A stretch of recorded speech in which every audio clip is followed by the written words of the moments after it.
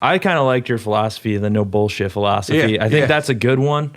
I know, some places will tell you whatever you want to hear just to Yeah. get your money in the door, and then Yeah. it's complete disappointment. So, can you kind of elaborate on that a little bit? I mean, I know it's a broad topic, but I mean, I would say just kind of like, to a certain extent, it doesn't do me any good to basically like have somebody come on board, milk their Medicaid dollar for everything I can, and then 6 months later they're gone because they hated our program.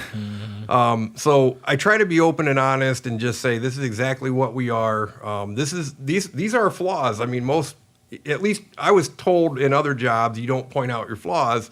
I mean, I share them, openly and honestly. Like, look, if you don't want to hear cussing and you don't like being around people that smoke, you're not going to want to go to this program.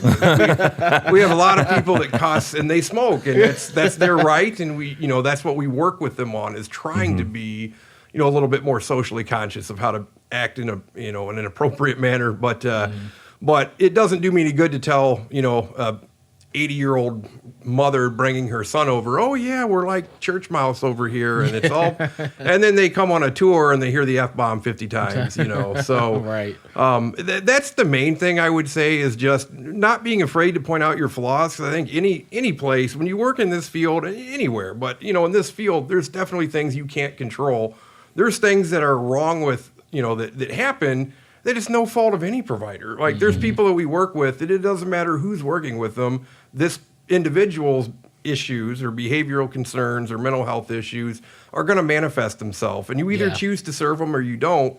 But once you choose to serve them, you have to be conscious of the fact that that person might negatively affect somebody else. So we try to discreetly just make sure everybody knows there are people that we serve who have behavioral and mental health issues. So don't be shocked if your son or daughter comes home and says, well, I saw somebody having a behavior. They were yelling at staff. And it's like, well, that happens every day. it's part of the gig. That's how it goes.